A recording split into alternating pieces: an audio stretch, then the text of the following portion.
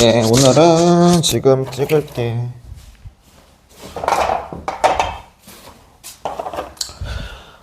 A파트 바로 찍어서 올려보면은요.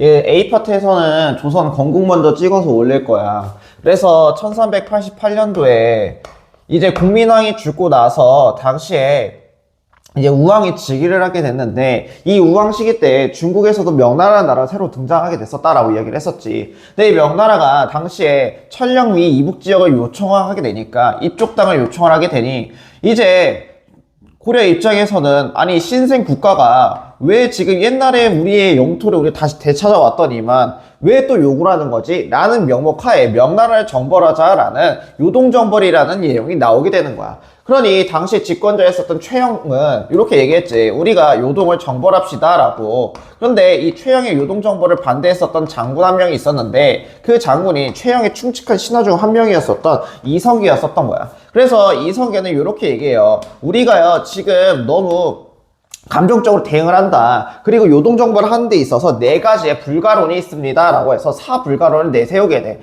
그래서 이 사불가론의 내용에 따르면은 작은 나라가 큰 나라를 치면 안 되고, 그리고 지금은 곧 농번기이기 때문에 이때 백성들을 동원을 해서는 안 됩니다 라고 이야기를 하는 거야. 그리고 세 번째로는, 그리고 장마철이 내리게 되면은 이 장마철 시기 때 펜촉이 다 녹아 없어버린다는 거야.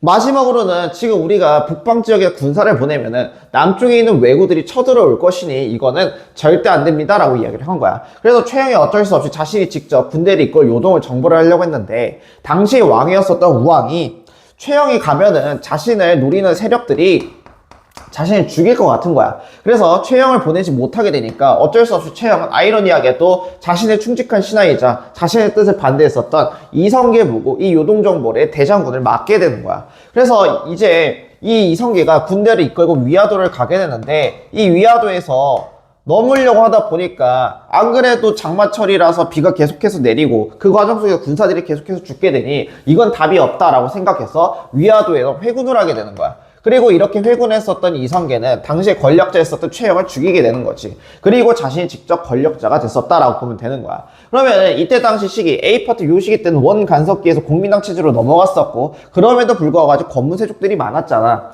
그러면 이 권문세족 시기 때 이들이 대농장을 운영하겠다고 이제 무고한 농민들의 땅을 막 뺏었단 말이지. 그러면은 토지체제를 다시 수립할 필요가 있는 거야. 그래서 당시 조준의 건의를 받고 과전법을 시행을 하게 되는데, 이 과전법 시행은 당시 전국적으로 시행한 게 아니라 이제 경기 지역에 한정해서 시행을 했다라는 거. 그래서 이 과전법을 요구한 사람이 누구였냐라고 하면은 그 사람이 조준이다라고 보면 되는 거야.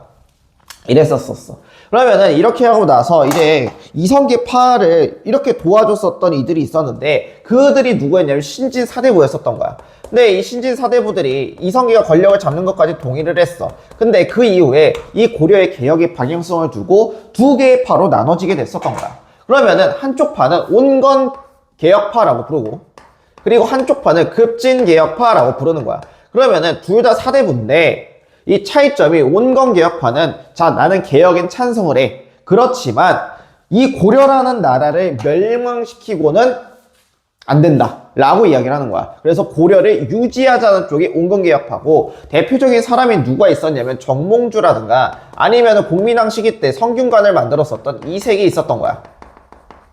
그리고 이 급진개혁파에서는 일단 이 정몽주랑 반대됐었던 인물이 정도전이자, 그리고 과전법을 실시했었던 조준이 있었던 거지. 그리고 여기서 플러스적으로 당시에 권력자였었던 이성계는 이들을 지지하게 됐었던 거야.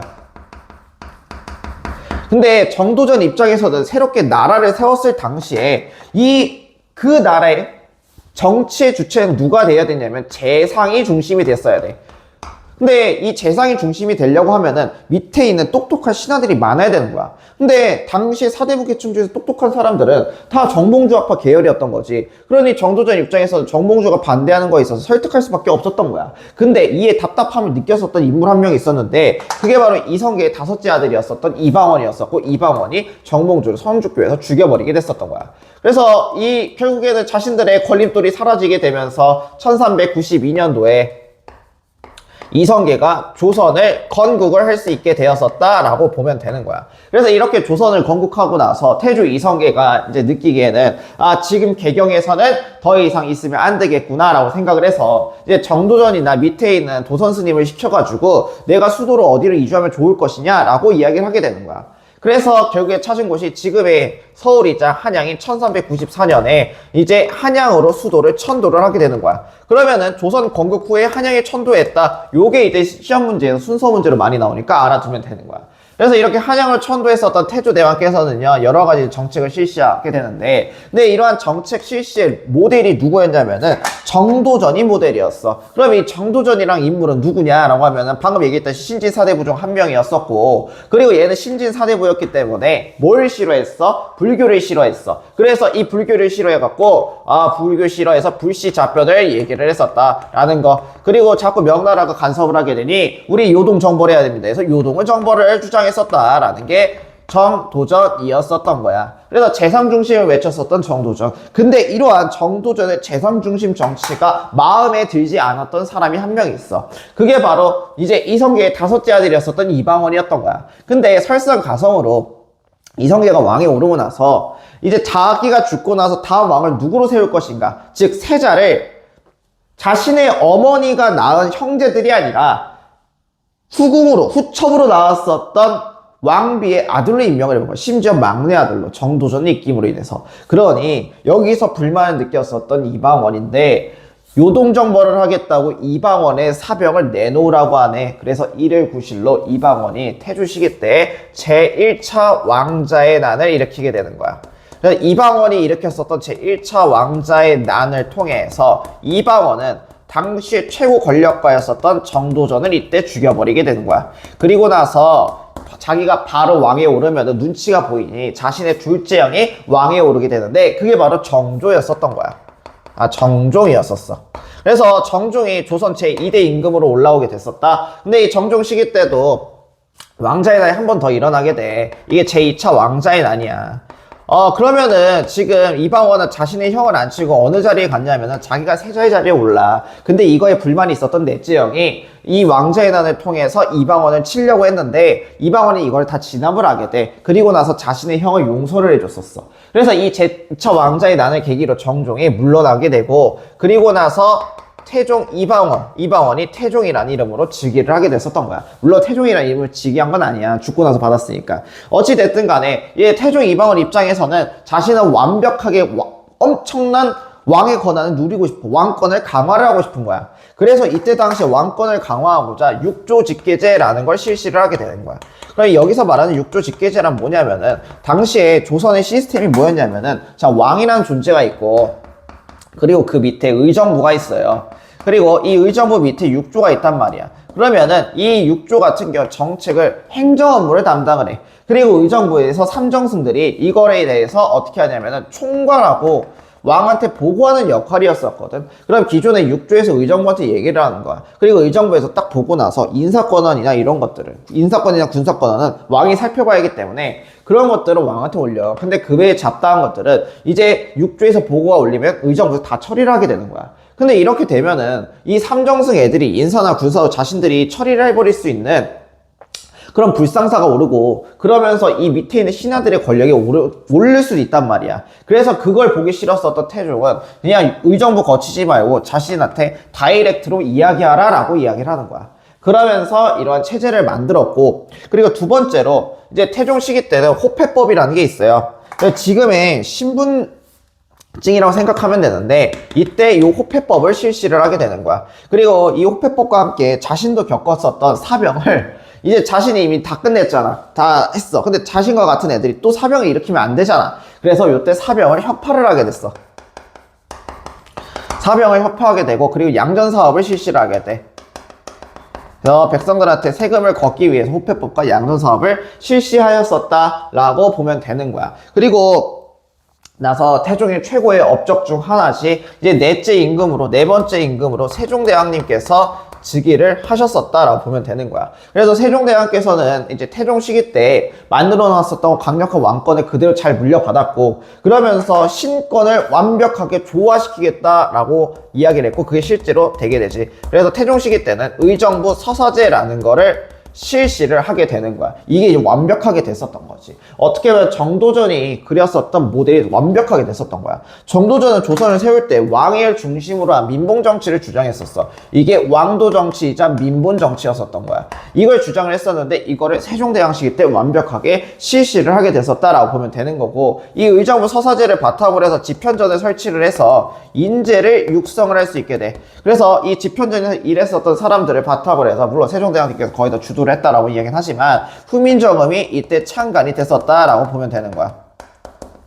그리고 과학기술에서 뛰어났었던 세종대왕님께서는 이제 장영실을 등용해갖고 자경로라든가 치국이라든가 요런 것들도 많이 만드시게 됐었고, 역법서였었던 칠정선도 만드시게 됐었던 거야. 그리고 가장 중요한 게 이때 훈민정음을 반포하셨지.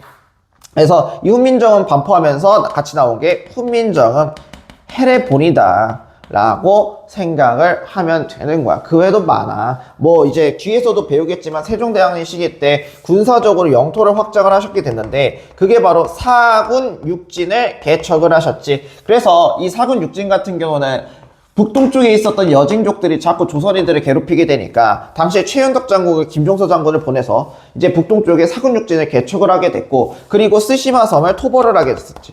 이종무를 보내서 쓰시마 섬을 토벌하고, 이 이후에 1443년에 개해약조를 맺게 됐었지. 요게 이제 특징.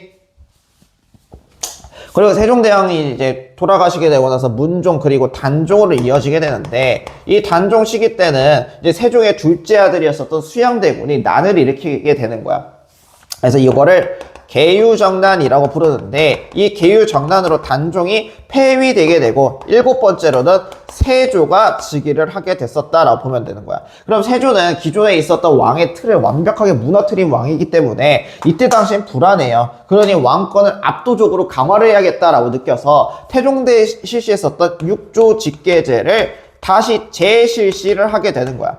그리고 세조가 어떻게 보면은 왕권을 뺏었잖아. 그러니 이 집현전에 있었던 학자들이 되게 뭐라 하게 되는 거야. 그래서 여기 있었던 집현전을 없애버리고, 집현전에서 신하들과 그리고 왕이 이야기하면서 학문적 토론을 얘기했었던 걸 경연이라고 불러. 그래서 이때 이 경연을 없애버렸었다라고 보면 되는 거야. 그래서 집현전과 경연을 폐지시켜버렸었다라고 보면 될 것 같고, 그리고 좀 더 추가해서 얘기하면은, 그러면 세조 같은 경우는 자신이 이렇게 오를 수 있게 공신들이 있을 거란 말이야. 그래서 그 공신들을 대우를 해줘야겠지. 그래서 이렇게 대우해줬었던 공신들을 뭐라고 부르냐면은 훈구파 애들이라고 부르면서, 이 훈구 애들이 세력이 되게 많이 올라가게 됐었다라고 보면 될 것 같아요. 됐지? 그 다음에 이제 예종 시기 때인데, 여기다 적을게. 8대 예종. 8대 임금이었었던 이 예종 시기 때야. 예종 시기 때는 그렇게 막 힘이 세진 않았어. 힘이 세진 않았었고, 그리고 이제 예종 때 얼마 안 있다가 9대 임금이었었던 누가 즉위를 하게 되냐면은 이제 성종이 즉위를 하게 돼. 그래서 성종 때는 이제 체제를 완벽하게 정비를 하게 됐는데, 이 세조 시기 때 훈구애들 권력과 오른 것과 별개로 해서 이때 당시 조선의 법전이었었던 경국대전이 있어. 그래서 이 경국대전 편찬이 시작되게 됐었고, 그리고 성종 시기 때는 경국대전 편찬이 완성되게 됐었지. 그래서 경국대전이 완성됐었다라고 보면 되는 거야. 그리고 이제 당시에 조선의 행정체계라든가 이런 것들을 다 정비하시는 게 성종이야. 그래서 관찰사 파견하고 팔도의 수령체제 만들고, 그거 있었던 게 바로 이 성종 시기였었고, 그리고 성종 때는 이제 자신의 할아버지였었던 세조가 없앴던 집현전을 다시 부활할 필요성을 느끼게 된 거야. 왜 그러냐면은 이때 당시 훈구가 너무 커지게 되니까 이 훈구를 견제하려고 지방에 있었던 살인파 애들을 등용을 하게 되네요. 근데 이 살인파 애들이 누구냐라고 하면은, 자, 이 조선을 건국했을 당시에 온건계학파의 정몽주 학파들이 있지. 길제를 이어지는, 길제 정몽주로 이어지는 요 학파들이 우리는 조선 건국에 도움을 주기가 싫다라고 이야기를 하면서 이들은 지방으로 내려가게 돼. 그리고 이렇게 지방을 내려가서 세운 게 이제 서원이라는 학교야. 그래서 지방에서 학교를 세우고 선현에 대한 제사를 지냈던 곳이 서원이거든. 그러면은 이 지방에 있었던 요 애들을 뭐라고 불러요? 사족이라고도 불러요. 사족이라고 부르는데 이 사족 애들이 여기서 뭐 우리가 이제 지방으로 내려왔으니 똑똑하니까 여기서 공부도 하고 향촌자치 규약도 만들고 그러면서 선현에 대한 제사도 하고 하면서 여기서 공부를 하게 되는 거야. 그러면 어떻게 보면 이들 성리학을 공부했었던 이들이기 때문에 훈구파이들을 견제할 거면 똑같이 성리학을 공부했던 애들이 필요했었던 거야. 그러니 지방에 있었던 살인파이들을 중앙으로 끌고 오게 돼. 온건계합파 애들을 중앙으로 끌고 오게 되고 이들이 바로 살인이었었던 거야. 됐지? 그래서 이 살인파 애들을 딱 등용을 했어. 근데 이들을 훈구 애들이 견제를 하려고 딱 보니까 이들이 연구와 연구 기관도 필요하고 그리고 이들이 있는 곳이 되게 깨끗한 요직이어야 돼. 그래서 이들한테 청요직이라는 3사에다가 주게 됐는데 이제 뒤에서 배우겠지만 이 3사 중에서도 여기 집현전을 계승했었던 홍문관이 들어가는 거야. 그러니 이들이 공부할 학교가 필요하겠지. 아니면 기관이 필요할 거란 말이야. 그래서 기존에 없었던 집현전을 홍문관이라는 이름으로 부활을 시켜요. 그리고 정연도 다시 활성화를 시켰었던 게 요 성종대왕 시기 때 일이었었다라고 보면 되는 거야. 그래서 이 성종 때는 살인파라 훈구파 애들이 이제 본격적으로 다툼을 하게 되는데 그러면은 처음에 초기에는 훈구랑 살림이랑 붙으면 누가 이길까라고 하면은 당연히 훈구가 이길 거야. 됐지? 그래서 이렇게 훈구파 애들이 싸울 건데 그래서 이제 10번째 임금으로 연산군이 즉위를 하게 돼. 그래서 연산군 시기 때는 이 살인과 훈구의 피 터지는 싸움이 본격적으로 시작이 되게 되는데 이 살인과 훈구의 싸움을 뭐라고 부르냐면 사화라고 불러. 그래서 이 연산군 시기 때부터 해갖고 이제 명종 시기 때까지 사화가 일어나게 되는데 총 4차례 살인파 애들이 화를 입었다 해서 사화라고 부르는 거야. 그럼 연산군 시기 때는 첫 번째가 무오사화라는 게 있어요. 무오사화인데 이 무오사화의 내용을 보면은 당시에 춘추관이라고 해서 역사서를 집필했었던 사람이 있어. 그 역사서를 집필했었던 사람이 이제 김일손이라는 애인데 이 김일손이 세조대왕 실록에다가 자신의 스승이 썼었던 조이제문이라는 게 있어. 그래서 자신의 스승이었었던 김종직이라는 사람이 요 조이제문을 썼는데 요 내용이 뭐냐면은 초나라의 항우가 진나라 황제의 자리를 빼앗고 자신 스스로가 황제에 올랐대. 근데 그거를 세조실록에 올리네. 이거는 왕이 찬탈했었던 세조를 견제하고 디스하는 행위잖아. 그래서 이를 구실로 일어났었던 게 무사화다라고 보면 되는 거야. 그리고 나서 세 번째가 갑자사화야. 이 갑자사화는 당시 연산군 어머니가 패비였었어. 패비였었는데 이제 뭐 이 사람이 질투도 많고 했지만은 이제 연산군의 할머니랑 그리고 성종의 후궁들이 이 패비윤 씨를 모함을 하게 되면서 패비윤 씨가 죽게 됐었던 사건이 패비윤 씨 사건인데 요거와 관련된 관련자들을 다 잡아서 죽였었던 게 갑자사화야. 그럼 이 갑자사화의 특징 중 하나는 이때 다 훈구파에도 죽게 되는데 대표적인 훈구파가 누구였었냐면 한명회였었던 거야. 그래서 한명회를 비롯한 훈구파랑 살인파애들이 다 죽게 됐었던 사건이 요 갑자사화인데 근데 여기서 주의해야 될 게 요 김종직과 한명회 요 사람들은 요 사건 당시에 무오사화가 일어났을 당시에 김종직과 갑자사화가 일어났을 당시에 한명회는 이미 죽고 나서 관에 들어가서 이렇게 누워있는 상태였던 거야. 그럼 이들한테 벌을 주지 못하지. 그러니 이들의 시체를 파묻어가지고 다시 파헤쳐서 그리고 나서 시신을 훼손하고 3대를 멸하라라는 명을 내리게 돼. 요거를 부관참시라고 부르는 거야. 됐니? 자, 그 다음에 11번째 임금으로는 중종이 있어요. 중종. 그래서 이 중종 시기 때는 이제 얘가 일어날 수 있었던 게 요 사회 시기 때 중종이 그냥 왕에 오른 게 아니야.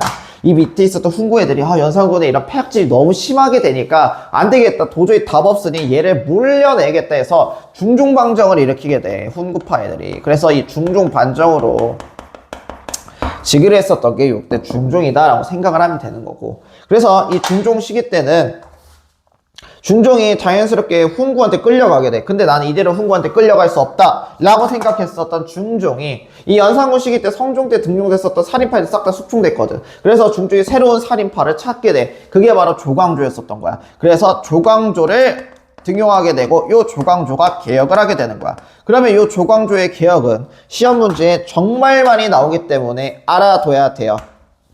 알겠지? 그러면 이 조광조의 개혁을 살펴보면은 일단 조광조는 현량과라는 걸 실시를 하게 돼.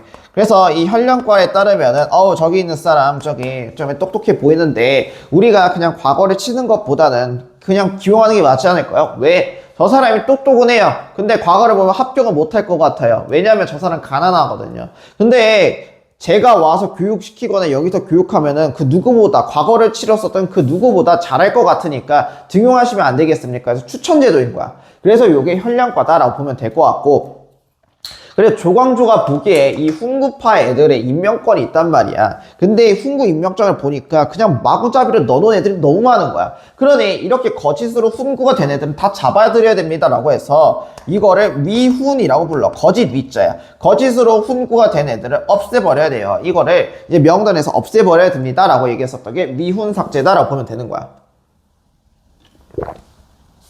자, 그리고 나서 이제 조광조가 이거 말고도 얘가 꼰대야. 성리학자들은 진짜 꼰대 오브 꼰대거든. 그래서 당시에 이제 도성 내에 소격사라고 해서 도교의 신한테 제사를 지냈던 곳이 있어. 근데 요 소격서까지도 폐지해야 됩니다 라고 주장했었던 게 조광조인데, 이 조광조가 너무 까부러지게 끼고 있고 거기에 이제 중종이 마음에 안 들었었던 거야. 자기가 이제 등용을 했음에도 불구하고. 그리고 훈구 애들은 안 그래도 마음에 안 들지. 왜? 미운석제를 얘기했으니까. 그래서 이때 조치회양 조씨가 왕이 된다라는 모함을 듣고 조광조 일파가 죽게 돼. 그래서 요 사건이 뭐냐? 중종 시기 때 있었던 기묘사화라고 보면 되는 거야.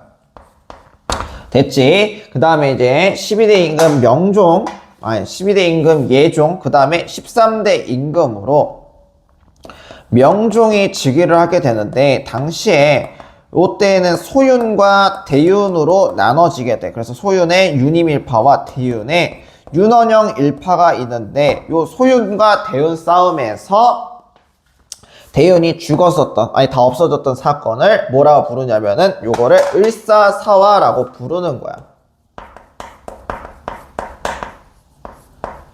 됐지? 그러면은 이러한 살인파 애들은 4차례 사화를 겪음에도 불구하고 그래도 잘 살아남았어. 왜 그러냐? 이때 당시에 이들 첫 번째가 잘 살아남을 수 있었던 게 지방에 있었던 서원을 통해서 계속해서 보급이 가능했었던 거야. 그리고 이걸 바탕으로 이들은 향촌자치, 지방에 있었던 규약을 확립할 수 있게 되었고, 그리고 지방 사족들이 의견을 모아서 그 의견을 바탕으로 쭉 전진할 수 있었던 거야. 그럼 이렇게 지방 사족들의 의견을 모았다라는 거를 뭐라고 하냐면은 공론이라고 불러요. 그래서 공론을 통해서 이들은 공론이라는 걸 통해서 이제 자신들의 의견을 피력했었다라고 보면 될 것 같아. 됐지? 일단은 여기까지 선조시대 전까지 있었던 정치사 끝이라고 보면 될 것 같고, 자, 그 다음에 이제 행정체제로 넘어가서 조선의 행정체제 슉. 깜짝아. 이거 지금 올리면 안 되거든. 내가 지금 비행기 모드로 촬영을 하고 있어. 내가 PTSD가 있어가지고 예전에 1시간 20분 동안 진짜 새벽에 열심히 촬영을 한 적이 있었어. 그래갖고 애들한테 올려줘야겠다라고 했는데 갑자기 딱 보니까 10분밖에 촬영이 안 된 거야. 그때가 이제 새벽 11시 반인가? 그러니까 새벽에 이제 저녁 11시 반이니까 다 찍고 나서 아마 1시 정도 됐었을 거야. 딱 봤는데 10분밖에 안 찍히니까 왜 그랬는지 딱 봤더니만 갑자기 평소에 그 시간에 전화도 하지 않았었던 친한 형이 그 시간에 전화를 해버린 거야. 그래서 그 뒤로는 항상 이거 찍을 때 비행기 모드를 하고 있는데 갑자기 워치 막 삐익 하고 울리는 거야. 뭐지 하고 봤는데 스트레스 지수가 높대. 아무튼 간에 그래서 봤어. 자, 행정으로 넘어가서 조선시대 행정의 중앙을 보면은, 중앙행정 먼저 들어가면은 일단 왕이 있다고 했지. 왕이 있고 그 왕 아래에 의정부가 있다라고 이야기를 했단 말이야. 그래서 의정부는 국정을 총괄하고 그 대표적인 사람이 영의정, 좌의정, 우의정으로 이루어지는 삼정승이 있다라고 이야기를 했어. 그리고 그 의정부 아래는 육조가 있는데 이 육조는 이호, 예병, 형공으로 이루어져 있어요. 이것까지 써줄게. 이, 호, 예, 병, 형, 공. 이렇게 이루어지고 있었다라고 보면 되는 거야. 그래서 국정 총괄하고 그리고 행정 업무를 담당했었던 게 요거고, 그 외에도 가장 중요한 것 중 하나가 조선시대 때는 3사라는 게 있어. 그래서 이 3사는 당시에 사원부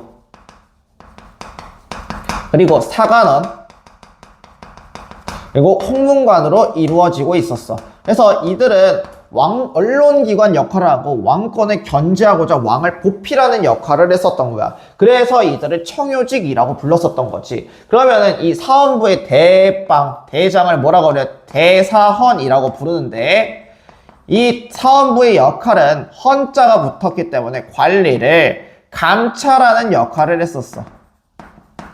관리의 비리를 감찰하는 역할을 했었던 게 사헌부고, 사관원은 이 사관원의 대빵을 대사관이라고 부르는데, 왕이 잘못했을 때 비판을 하는 간쟁이라든가 아니면 왕의 정책에 있어서 동의권이나 아니면 다시 해오세요라는 그런 의견을 낼 수 있었던 봉박이라는 권한을 갖고 있었던 게 사관원이다 라고 보면 되는 거야. 근데 우리 고려시대 때도 배웠지만, 고려시대 때 어사대랑 그리고 낭사, 간행을 했었던 간관을 합쳐서 대간이라 불렀었지. 그래서 조선시대 때도 관리를 감찰하고 왕한테 간쟁 봉방을 하는 사원부와 사관원 합쳐서 뭐라고 부르냐면은 대간이라고 불러요. 얘네 둘을 합쳐서 대간이라고 부른다 라는 거. 그 다음에 홍문관 같은 경우는 당시 이제 언론기구를 담당했었지. 언론과 그리고 왕의 자문기구 역할을 담당을 했었던 게 바로 홍문관이다 라고 보면 되는 거야. 됐지? 그 다음에 이 3사 말고도 여러 가지가 있는데, 일단 첫 번째로 왕의 비서기관이었었던 승정원이라는 데가 있어요.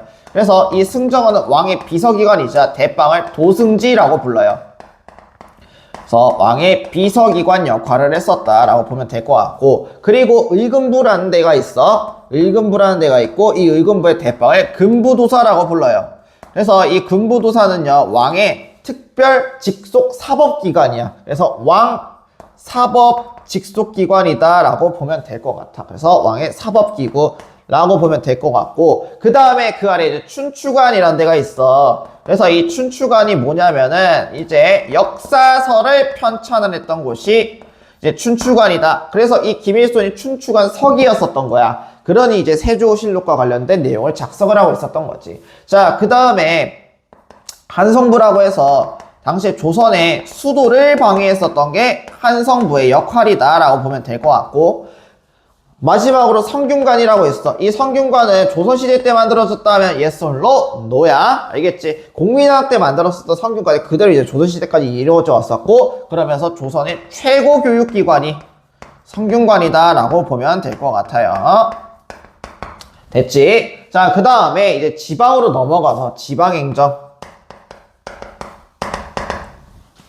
자, 이제 지방행정 체제를 보면은 당시에 이제 조선은 8도로 나누고 그 밑에 이제 부, 목, 군, 현 요렇게 나눠지게 되는 거야. 됐지? 그러면 이 부목 9년에 파견됐었던 사람이 누구냐라고 하면은 수령을 파견을 하게 돼. 됐어? 그래서 당시에 수령의 임기는 3년이야. 근데 이 수령이 잘하는지 못하는지 감시하겠지. 그래서 8도에 파견돼갖고 이 수령을 감시했었던 역할이 바로 관찰사다라고 보면 되는 거야. 그래서 관찰사의 임기는 1년이다 라고 보면 되는 거지. 그래서 이걸 통해서 관찰사 임기와 수령의 임기가 있다는 걸 통해서 알 수 있는 게, 아, 조선시대의 관리는 임기제 형태구나 라고 보면 될 것 같고, 또한 이 수령과 관찰사는 파견되는 지역이 절대 연고가 없는 지역이어야 돼. 그래서 요거를 상피제라고 불러. 그러니까 내가 관리가 됐어. 근데 본가가 대전이지. 그럼 난 대전에 파견이 될 수 있을까 없을까 하면은 없다라는 게 특징이다라고 보면 될 것 같아. 그래서 요게 상피제다라고 보면 될 것 같고, 자, 그 다음에 이렇게 수령이 지방에 파견이 됐잖아. 그러면 이 수령을 보필하는 애가 있거든. 그 사람이 누구냐면은 이 수령을 보필하는 사람이 향리야. 그래서 아전의 형식인데 고려시대 때의 향리랑은 좀 달라요. 이제 고려시대 때의 향리는 지방을 관리 감독하고 어떻게 보면 이끄는 주체가 향리였다라고 보면은, 조선시대 때 향리는 이제 수령을 보필하고 보좌하는 역할이 향리다. 그래서 실질적 행정 업무를 담당을 했었어. 근데 이러한 향리 애들은 수령을 보필하지만 돈을 받지 않아요. 그러니 얘네들 삥땅 칠 수 있어 없어? 있겠지. 그래서 이러한 향리를 감시하고자 지방에 있었던 개인 귀족들, 그러니까 나라 소승 말고 개인 귀족들이 세웠었던 단체 하나가 있는데 그게 바로 유양소다라고 보면 돼. 그래서 이 유양소는 향리를 감시하고 그리고 이 수령님을 보좌하는 역할을 하는 게 유양소다라고 보면 될 것 같아. 됐지? 그러면 또 이러한 유양소가 지방에서 너무 힘이 세면 정부 중앙 입장에서 불안하잖아. 그래서 그 지방 출신의 관리들 보고 또 유양소를 관리하도록 만들었었던 게 바로 경제소다라고 보면 되는 거야. 그래서 이거는 수도에 있어. 그래서 수도 경자가 붙어서 그리고 있을 제자 써서 경제소라고 부르는 거야. 됐지? 그래서 이런 식으로 지방 행정체제는 운영이 되었었다라는 거지. 그러면 여기서 주의해야 될 게 이제 고려의 차이점 중 하나는 고려는 특수행정구역이었었던 향부곡소가 있었잖아. 그거를 여기 군현지역에다 편입을 시켜버려가지고 조선시대 때는 특수행정구역이 없다라는 게 특징이야. 알겠지? 자, 그 다음에 이제 관리선발 제도로 넘어가서 관리선발제도. 자, 관리선발제도를 보면은 일단 문과가 있어요. 문과, 묻과, 잡과로 해서 관리를 선발하는데 당연히 과거제를 통해서 선발하겠지. 그래서 문과, 묻과, 잡과고요. 이 문과, 묻과는 중앙에서 실시. 잡과는 이제 고려시대와 마찬가지로 해당 관청에서 실시하는 게 특징이다 라고 보면 될 것 같고, 그리고 관리 선발은 요거 말고도 음선은 있어요. 플러스 쪽으로 음선은 있는데 고려시대와 다른 점이 얘네는 2품 이상의 관리만 가능했다라는 거. 그리고 천거도 있어. 그래서 대표적인 천거 정책 중 하나가 이제 중종시기 때 조광조가 얘기했었던 현량과다라고 보면 될 것 같아. 알겠지? 그래서 여기서 관리선발 끝. 그리고 교육제도로 넘어가서 이 교육제도 같은 경우는 일단 공교육이 있어. 첫 번째가 공교육이 있을 거야. 됐지? 근데 이 공교육이 또 두 가지 갈래로 나눠져요. 첫 번째가 중앙에 있을 거야. 두 번째가 지방에 있겠지? 그 다음에 이제 사교육이 있어. 됐지? 자, 그 다음에 이제 이 중앙 지역에서는 이제 초등, 중고, 이렇게 엮여. 그 다음 마지막 대학, 이렇게 있어. 자, 이렇게 살펴보면은 일단 중앙 같은 경우는 초기에 초등교육은 우리가 알다시피 서당이야. 서당으로 시작해서 중고등학교를 뭐라고 부르냐면은 사부학당이라고 불러. 사부학당. 그리고 여기서 출중한 애들이 가는 데가, 시험을 봐서 가는 데가 성균관이라고 보는 거야. 됐지? 자, 그 다음에 지방도 똑같이 서당에서 공부를 하고, 그 다음에 고등학교가 향교에서 공부한 다음에 성균관으로 향하는 거야. 그리고 사교육은 서당에서 똑같이 공부를 해. 근데 중고는 서원에서 공부를 하고, 그리고 나서 얘네도 시험 봐서 성균관에 입교하는 형태다 라고 생각을 해주면은 편해요. 됐지? 그래서 이렇게 해서 사회 파트 끝. 이렇게 보면 될 것 같아. 얼마 안 돼. A파트 여기는 얼마 안 되니까 보면은 어휴 힘들어. 자, 이제 조선의 외교정책으로 가보자. 외교정책인데 이 외교정책 하면은 메인으로 우리가 다뤄야 되는 거, 외교정책 하면서 메인으로 다뤄야 되는 거는 이제 무슨 외교정책이냐, 4대 교린 외교정책이었지. 그래서 어떤 곳은 사대를 하고 어떤 곳은 채찍과 당근을 다 주는 게 교린이야. 자, 그러면은 이제 이 4대 교린 외교의 핵심 중 하나는 무슨 체제였었냐면은 조공책봉 체제였었던 거야. 그래서 조공책봉 관계 체제다라고 보면 될 것 같은데, 그러면은 당시에 조선의 지도를 이렇게 슉 하고 보면은 자, 조선이 이렇게 있단 말이야. 그치? 자, 그리고 중국 같은 경우는 여기 명나라가 있을 거고, 그리고 북동쪽에는 여진 쪽이 있을 거고, 그 아래는 뭐 일본이라든가 아니면은 이제 지금의 오키나와인 류큐나 자와섬이나 태국 요런 애들이 있겠지. 요런 체제에서 당시 조선과 명의 관계는 어떤 관계였어? 라고 하면 4대 관계였었다라고 보는 거지. 그러면 이러한 4대 관계 자체가 조선 초기부터 좋았냐라고 하면 아니라고 했었지. 이성계 시기 때는 우리가 이때 사이 안 좋았다고 했어. 그래서 이성계 시기 때는 사이가 안 좋았어요.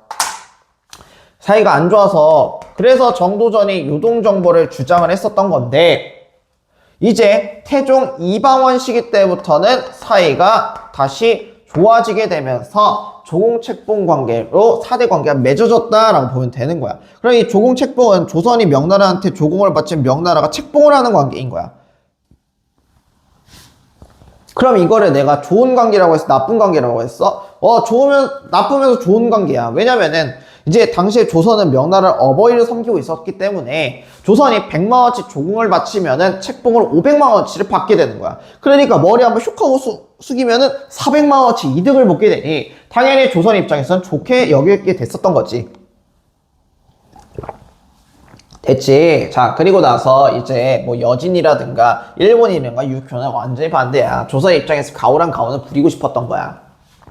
그래가지고 이제 딱 하게 되는데, 이 여진 애들이 한참 까불어요. 그러니 세종대왕 시기 때 뭐하게 돼? 사군 육진을 개척을 하시게 됐지. 그래서 사군에는 누굴 보냈었어? 최윤덕 장군을 보냈었고, 그리고 육진에는 이제 김종서 장군을 보내가지고 요거를 딱 하시게 했었어. 누구 때라고 했었지 방금? 세종대왕님 시기 때. 이 일 이후에 여진애들이 우리 한 번만 봐주세요 라고 해서, 그래서 세종대왕께서 자비를 베푸셔가지고 요 여진 지역에다가 뭘 설치해서 여진과 무역을 해줬어?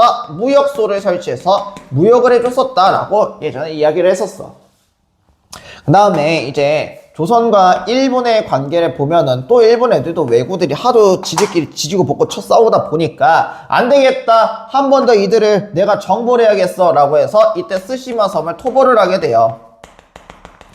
스시마 섬 토벌하게 되고, 이 스시마 섬을 토벌했었던 장수 이름이 이종무였었지. 그래서 이종무 시기 때 스시마 섬 토벌하고 외국 애들이 또 한 번만 봐주세요 라고 하게 되니, 그래서 세종대왕님께서 봐줘갖고 1443년에 개해약조를 맺어서 삼포를 개양을 해주셨어요. 그런데 이러한 은혜도 모르고요, 중종 시기 때 삼포에서 외란이 일어나게 되네. 그래서 요거를 삼포외란이라고 부른다. 어느 시기 때 외란이 일어났다고? 중종 시기 때. 자, 그리고 나서 을묘외변이 또 일어나게 되는 거야. 그래서 삼포외란을 계기로 비변사가 설립이 되게 되고, 이때 설립됐었던 비변사가 상설기구화가 됐었던 게 을묘외변 명종 시기 때다라는 거지. 그러면 중종과 명종하면 우리가 같이 떠올려야 될 게, 중종 때 기묘사와 명종 때 을사사가 일어났었다라는 것도 같이 기억을 해줘야 되는 게 특징이야. 알겠지? 그래서 여기서 사대교린 외교 끝. 그래서 뭐 류큐나 이런 다른 나라도 이야기를 했었다라고 이야기를 했지. 자, 그리고 나서 14대 임금 선조야. 14대 임금 선조인데, 사실 우리가 임진왜란의 시험 범위가 아니야. 그래서 개꿀 이러고 이제 하고 있는데, 뭐 이거 사대교린 외교도 끝이 나오긴 하지만, 네, 뭐 명종 시기 때 이후에 선조에는 이제 붕당 정치 폐해 막 이런 거 계속 나올 거니까, 그래서 딱 여기서 끄는 거야. 그래서 아마 교과 순서를 좀 반대긴 하더라도 빼먹은 건 없어. 지금까지 한 것 중에서는. 어쨌든 간에 이게 사족이 길었어. 자, 선조 때 보면은 우리 선조 시기 때부터 붕당이 본격적으로 나눠지게 됐었지. 왜? 무슨 사건 때문에? 라고 하면은 이주전랑 임명권 문제로 이제 붕당이라는 게 생기게 돼. 살인파 애들이 나눠지게 됐었던 거야. 그럼 이주전랑이 뭔데요? 라고 하면은 3사 관리 임명권을 갖고 있었던 게 이주전랑이었던 거야. 그래서 당시 이주전랑 같은 경우는 두 가지 학파로 나눠지게 돼요. 당시에 이제 동인과 서인으로 나눠지게 되는데, 이게 나눠진 계기가 김요한 쪽 사람이랑 그리고 심의겸 쪽 사람으로 나눠지게 됐었지. 그래서 김요한이 무슨 파였었어? 동인이었었고, 심의겸이 서인이었었잖아. 그치? 그리고 나서 이 동인들이 서인 임명 처벌권을 문제를 가지고 또 나눠지게 돼요. 그게 이제 북인과 그리고 남인으로 나눠지게 됐었지. 아, 이거 너무 크게 썼는데. 아이씨, 큰일 났네. 자, 그러다가 이제 아이씨, 이거 아래로 적을걸. 아이씨, 큰일 났다. 잘못 적었다.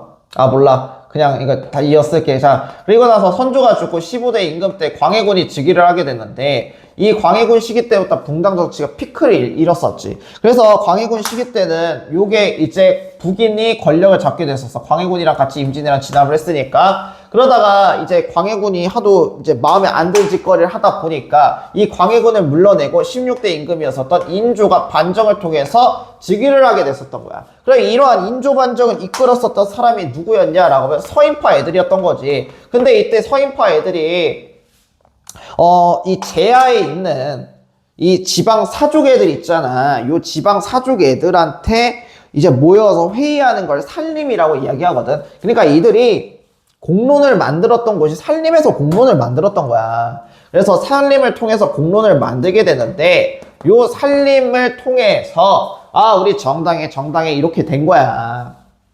그러면 이때 이제 인조 때 서인과 그리고 남인이 붙게 돼. 북인이 사라지게 되면서 이때 남인이 붙게 되는데 한 차례 소강 상태로 빠져. 왜냐면 17대 임금이었었던 효종 때 우리가 그래도 시험 범위는 안 들어가지만 병자호란까지 배웠으니까 인조 시기 때 병자호란을 겪고 되니까 이제 효종대왕 시기 때는 북벌론이 펼쳐지게 되는 거야. 그러니까 서인과 남인 모두 이제 자신들이 오랑캐라고 생각했었던 여진들한테 두들겨 맞게 되니까 쟤네들한테 복수해야 돼요 이러는 거야. 그러게 되니까 이때 당시 지들끼리 뜻이 한마음으로 잘 맞았어요. 그러니 북벌론을 펼치게 되면서 잘 됐어. 그러다가 이게 피크를 찍었었던 게 18대 임금이었었던 현종이었던 거야. 현종 때 요게 피크를 찍었었던 거지. 왜 그러냐? 이때 당시 나왔었던 게 예속 논쟁이야. 왜냐면은 요게 나오게 된 계기가 현종이 죽게 됐거든. 현종이 죽게 됐는데 이 현종이 장자가 아니란 말이야. 그러니 이 현종이 장자가 아니게 되니까 효종이 장자가 아니게 되니까 우리가 갑자기 수의를 어느 정도 입어야 돼요? 라고 거기서 논쟁이 나온 거야. 그래서 효종이 이렇게 죽고 나선 1차 예속 논쟁이 나오게 돼요. 그래서 이때 서인과 남인이 나눠지게 되는데 서인 같은 경우는 저희가 경국대조 읽어보니까 1년 해야 된대요 라고 해서 1차 때는 1년을 주장해. 근데 남인 같은 경우는 사대부랑 왕실은 다른데 어찌 경국대조에 나오는 사대부의 예로 그대로 따지겠냐 해서 3년을 주장을 하게 되는 거야. 근데 이제 현종 입장에서 야 경국대조에 그렇게 나와 있습니다 이 말 들을래 해서 요때 당시에 이제 요 말을 들어주게 됐었던 거지. 자, 그리고 나서 이제 효종이 죽게 돼요. 효종의 아내가 죽게 되는 거야. 이게 또 2차 예속 논쟁인데 아직도 이제 할머니가 살아계시네. 그러니까 이제 현종이 이제 어느 정도 입을까라고 하니까 또 이번에 서인이 또 말을 바꿔요. 1년 말고요 한 9개월 입는 게 맞는 것 같아요 라고 이야기를 하는 거야. 그러니까 남인 애들은 경국대전 때문에 1년인데 당연히 1년 입어야죠 라고 한 거지. 그러니까 현종은 이번에는 야 경국대전 논리로 1차 했는데 왜 2차 때 바꿔? 나 이번에는 너 이번에도 이 말 들을 거야 해서 이렇게 하게 되면서 남인 말을 채택을 하게 됐었던 거야. 그러면 이제 권력이 지금 서인에서 남인으로 다시 옮겨지게 되니까 남인파 애들이 권력을 잡고 있었던 상황이었던 거야. 그래서 이렇게 남인파 애들이 권력을 잡고 있었던 상황 속에서 당시에 이제 19대 임금이었었던 숙종이 즉위를 하게 돼. 그래서 숙종 같은 경우는 왕권이 매우 셌었어. 왜냐면은 효종, 현종, 숙종으로 이루어지는 3대가 완벽하게 장자승계가 됐었던 거야. 그러니까 왕권이 완벽하게 이루어지게 되니까 숙종은 나는 그러면은 그냥 균형을 맞춰서 환국정치를 해야겠구나 라고 생각을 하게 돼. 그러니까 환국정치란 남인이 권력을 잡았는데 힘이 커질 것 같으면 서인으로 바꾸고 서인이 권력 확 하고 잡으면 또 남인으로 바꿔야겠다라는 환국정치를 주도를 하게 돼요. 그래서 이렇게 환국을 주도를 하게 됐었다라고 보면 될 것 같고 아마 학교에서는 이제 자세히 안 알려줬다고 하니까 이제 그냥 환국이 세 차례 환국이 있었고 그 환국이 이름만 알려줄게. 그래서 경신원국을 통해서 남인에서 서인으로 바뀌어요. 그리고 기사환국을 통해서 서인에서 남인으로 바뀌고 그리고 마지막 갑술환국을 통해서 이제 최종적으로는 서인 애들이 권력을 잡게 됐는데 근데 이 서인파 애들이 여기 경신왕국을 기점으로 해서 서인 애들이 나눠지게 돼. 뭘로 나눠지게 하면 소론과 노론으로 나눠지게 됐는데 남인의 처벌권 문제로 이들이 나눠지게 됐었던 거야. 그러다가 이제 갑술왕국 때 그대로 이제 서인들이 권력을 잡게 됐고, 이때 소론 애들이 이제 숙종이 죽고 누구를 앉혀야 될까라고 생각을 했는데, 이제 소론 애들은 경종을 앉혀야 된다 해서 소론 애들 말을 듣고 경종이 딱 즉위를 했어. 근데 경종이 몸이 너무 허약해갖고 죽게 되네. 그리고 나서 노론 쪽 애들이 밀었었던 21대 임금인 영조가 즉위를 하게 됐었던 거야. 그러니까 영조 딱 즉위를 하고 나서 노론의 눈치도 보이지만 그래도 자기 아빠 때 아빠가 황국하겠다고 이 당 저 당 바꿔버리니까 오히려 그게 더 혼란스러운 거야. 그러니 이제 영조 입장에서는 그러지 말고 나는 당파 상관없이 인재를 고루 등용해야겠다라고 이야기를 하게 돼. 그래서 이때 당시에는 탕평을 얘기하게 되니 그게 바로 탕평정책이다라고 이야기를 하고, 그리고 이거와 관련돼서 이제 비석을 하나 세워요. 그게 바로 탕평비를 세우게 됐었다라고 보면 되는 거야. 내가 갑자기 확 하고 본 이유가 막 어디서 막 이상한 부록 소리가 나는데 알고 보니까 이 칠판 소리였었어. 아무튼 이 탕평비를 세우게 됐었어. 그러면서 이제 왕권을 강화시키고자 이때 당시에 이러한 붕당의 원인은 이주전랑 임명권에서 시작이 됐으니 자신은 이주전랑의 권한을 약화시키겠다라고 이야기를 하게 되는 거야. 그리고 지방에 있었던 서원들을 막 정리하게 돼. 붕당 정치 때 권력을 잡았었던 서인과 남인들이 자신들이 혹여라도 또 멸망하거나 아니면 힘이 약해졌을 때를 대비해서 지방에다가 서원을 엄청나게 많이 만들어 놨단 말이야. 그래서 이러한 서원 축소를 감행을 하게 됐었던 거야. 그리고 나서 이때 이제 민심 정책을 실시를 하게 되는데 대표적인 민심 정책 중 하나가 청계천을 정비를 하게 돼요. 청계천을 정비하게 되고, 그리고 이제 너희들 군대 가기 싫은 사람 중에 이제 배를 두 필에서 내면 힘들게 되니까 내가 배 한 필로 줄여줄게 해서 균역법이라는 거를 실시를 하게 되는 거야. 그래서 기존에 군대 가기 싫은 피에 두 필을 냈지만은 이제 한 필로 줄이게 됐었다라고 보면 될 것 같고, 그래서 이러한 균역법을 실시를 하게 되면은 당연히 세부에 빵꾸가 나겠지. 그러니 이러한 빵꾸를 메꾸고자 어염세를 더 굽게 되고요. 그리고 선무군관포를 실시했었다라고 이야기를 했어. 됐지? 그 다음에 이제 마지막 이제 22번째 마지막에 A 파트. 자, 22번째 임금이었었던 정조가 즉위를 하게 돼. 자, 영조는 자신의 늦까지 얻었었던 왕 한 명이 있어요. 왕자 한 명이. 사도세자야. 사도세자를 자기가 뒤주에 갇혀서 죽인 미친 또라이 왕이었었던 거야. 근데 이 사도세자의 아들이었었던 정조가 있었지. 그래서 정조도 똑같이 탕평을 실시를 하게 돼.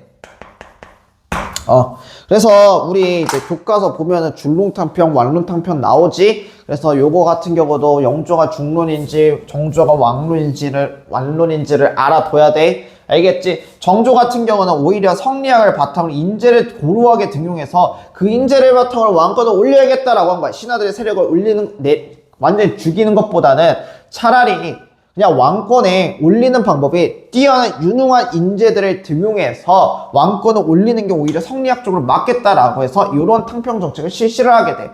그래서 정조 시기 때 왕권을 올리는 방법 중 하나가 인재를 등용하고자 규장각이라는 데를 새롭게 건립을 하게 되고, 이 규장각 내부에 검서관이라는 데가 있어요. 이 검서관이라서 검사하는 사서가 있는데 이 검서관에다가 누굴 등용하게 되냐면 서를 등용을 하게 돼. 당시에 서울 애들은 이제 중인 계층이자 과거를 보지는 못했어. 그래서 관리에 나갈 수 없었지만, 그래서 우회하는 방식으로 이 규장과 검서관에다가 서울을 등용을 했었다라고 보면 될 것 같고, 그리고 초기 문신제라고 해서 조금 싹수가 보이는 문신애들을 초기적으로 교육시키는 거를 초기 문신제라고 이야기를 해. 그리고 왕의 직속 호위기관이자 군사기관이었었던 장윤경을 이때 설치를 하게 됐었던 거야. 됐지? 그래서 이런 식으로 하게 됐고, 그리고 민심정책을 실시했었던데 대표적인 민심정책 중 하나가 신해 1791년도에 있었던 신해통공이야. 이 신해통공은 당시에 금남정권이라고서 시장 내에 허락받은 시전 상인만 그 물건을 팔 수가 있었어. 근데 유기전을 제외한 시전들은 이제 자유롭게 물건을 팔 수 있다라는 게 신의 통공이고, 이거를 건의한 사람이 누구냐면 채제공이라는 사람이 건의를 하게 됐었다라고 보면 되는 거야. 그리고 이제 정조하면 가장 유명한 것 중 하나가 수원화성이 있지. 수원화성을 이제 만들게 됐는데, 이때 나왔었던 게 정약용이 만들었었던 거중기가 있었지. 이거 외에도 백동수보, 모해도보 통보지도라든가 이런 것들을 하게 되고, 대전해통, 그리고 영주시기 때 속대전이라는 법전도 편찬을 하게 됐었다라고 보면 되는 거야. 그래서 여기까지가 A 파트, 조선 파트 끝이야. 그러면은 이제 내가 지금 하고 나서 생각이 났어. 고려 그걸 안 했네? 조선, A, 조선부터 해가지고 보면은, 오케이.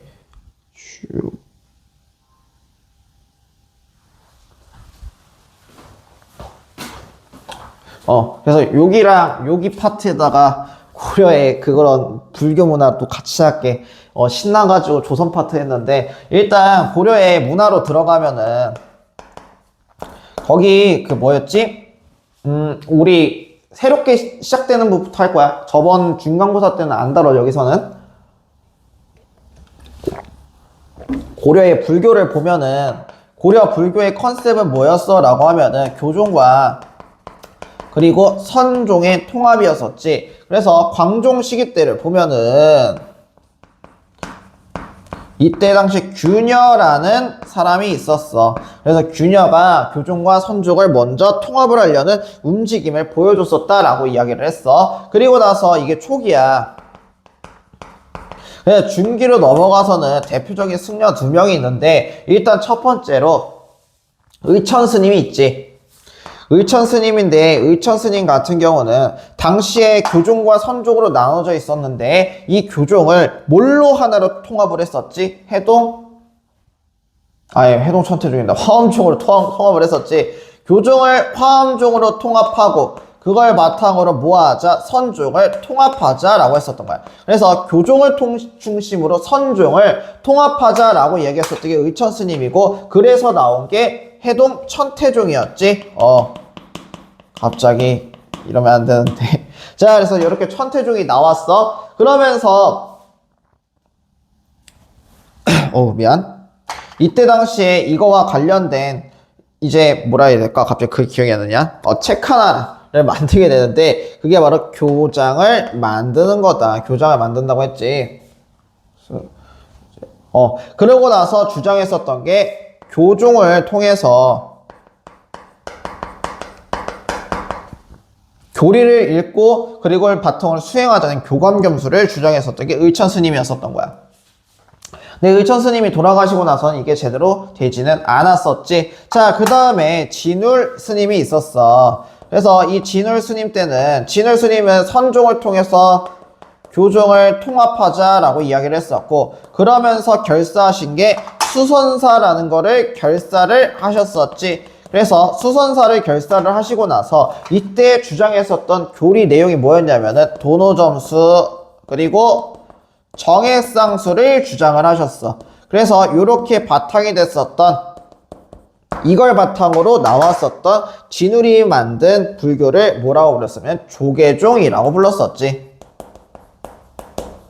됐지. 그리고 나서 진울의 제자였었던 해심이 있었어. 그래서 요 해심은 유불일치설을 주장을 했었지.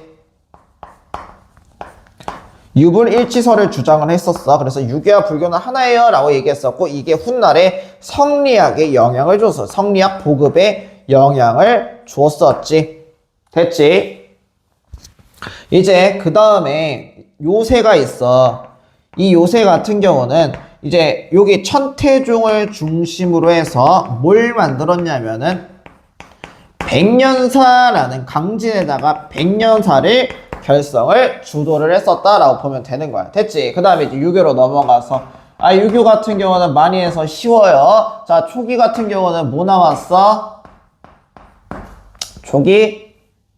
맞다, 여기 학생 없지? 자, 성종 시기 때 최승로의 시무 28조 내용을 바탕으로 해서 국자감이 편찬되었었지. 그 다음에 이제 중기로 넘어가서는 일단 원간섭기를 거치면서 안양의 소개로 성리학이 보급됐었고 그게 이제 이재현으로 이어졌었지. 그래서 이재현이 당시 원나라 망권당에서 소통을 통해서 성리학에 관련된 책을 쓰게 되는데 이 책 내 이름이 바로 사략이라는 책을 쓰게 됐었다라고 이야기를 했어.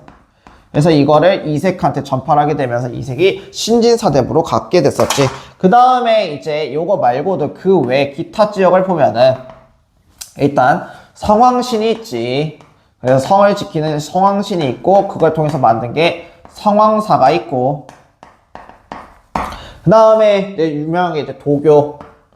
그래서 신선사상을 바탕으로 해서 무의자양. 그래서 오씨 자꾸 막 이상한 소리가 들려. 그래서 신선사상 바탕을 하게 되고 풍수지리설은 이제 저번에 얘기했었던 것처럼 도참사상, 예언사상을 통해서 미륵신앙을 갖고 있었던 게 요때 당시의 특징이다라고 이야기를 했습니다. 그래서 고려시대까지 끝이 나게 되면서 A파트 전체 정리 끝!